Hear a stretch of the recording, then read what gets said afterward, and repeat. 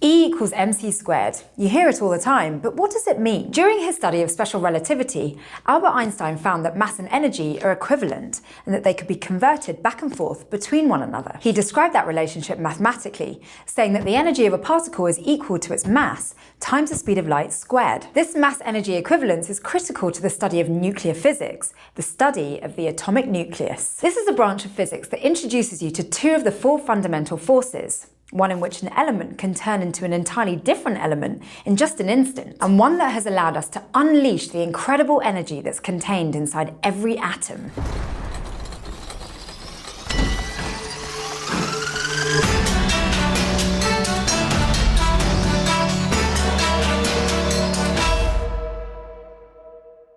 Before we can dive into the wonders of nuclear physics, we need to recall a little bit about the thing that makes it all tick. The nucleus. The nucleus of any atom consists of protons and neutrons. The proton is positively charged while the neutron is electrically neutral, and both particles have nearly the same mass. With the exception of hydrogen, which only has a single proton in its nucleus, every element has both protons and neutrons. Because of this, we'll often refer to the two particles collectively as nucleons. We can describe how many protons and neutrons are in an atom's nucleus using its atomic and mass numbers. An atomic number is how many protons are in a nucleus, which also determines what element the atom consists of. The mass number, meanwhile, is how many protons and neutrons combined make up a nucleus. So if there are 6 protons and 6 neutrons in a nucleus, then its atomic number would be 6, making it a carbon nucleus. And the mass number would be 6 plus 6, which is 12. And if there were 6 protons and 8 neutrons, then it would still be a carbon nucleus, but with a mass number of 14. Let's put these carbon nuclei in nuclear notation to better show the differences between them. First, we start with the chemical symbol for the nucleus, which is determined by its atomic number. Then on the bottom left of the chemical symbol, we write the atomic number, which will be the same for both carbon nuclei. 6. Finally, we write the mass number on the top left to signify how many protons and neutrons there are in the nucleus. So for our carbon atom with 6 neutrons, we take the carbon chemical symbol, a capital C, and write the atomic number 6 in the bottom left and the mass number 12 in the top left. For the atom with the 2 extra neutrons, the upper left mass number becomes 14. Any 2 nuclei that have the same atomic number but different mass numbers are known as isotopes, with most elements having one isotope that's more common than the others. For instance, 99% of the carbon on the Earth is carbon-12.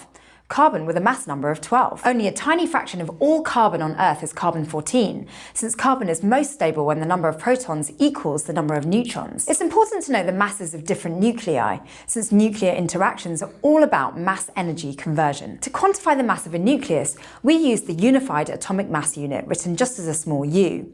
A single neutral carbon-12 atom, for example, equals exactly 12 unified atomic mass units. This means that one unified atomic mass unit is equal to 1.665 times 10 to the negative 27th kilograms. Okay, now that we have a notation for describing elements and their isotopes, we can talk about the energy associated with a nucleus and its bonds. The first thing you should know is that the total mass of a stable nucleus is always less than the total mass of the individual protons and neutrons put together. For instance, the mass of a neutral helium atom is 4.00603 unified atomic mass units. But 2 neutrons and 2 protons, the component parts of a helium atom, taken together have a mass of 4.032980 unified atomic mass units. That means that the nucleus of a helium atom has 0.03037 unified atomic mass units, less mass than its component parts. How can that be? Well, that difference in mass is equal to an amount of energy, specifically the total binding energy of the nucleus. That binding energy is how much energy you would have to add to the helium atom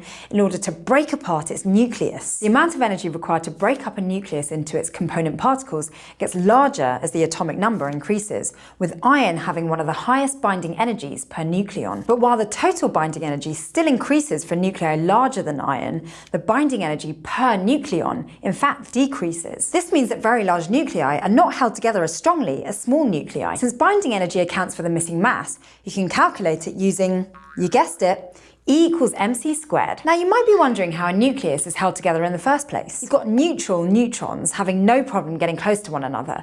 But what about all the positive protons? Shouldn't the repulsive electric force keep them apart? Well, one of the 4 fundamental forces of physics is the strong nuclear force, an attractive force that acts between protons and neutrons in a nucleus. This strong force is substantial enough to overcome the repulsive force between protons, but it only acts over very small distances, while the electric force acts acts over longer distances. Since the strong force only works across such tiny distances, larger atoms with high atomic numbers actually require additional neutrons to overcome the electromagnetic force and maintain stability within the nuclei. Those extra neutrons are necessary for atoms with atomic numbers higher than 30 or so, as you can see in this chart relating the number of neutrons to the number of protons in a stable atom. When a nucleus is unstable, it can break down into a more stable state. This decay of unstable nuclei, accompanied by the emission of energetic particles, is known as radioactivity. Natural radioactivity was first discovered by Henri Becquerel, who observed how a chunk of mineral that contained uranium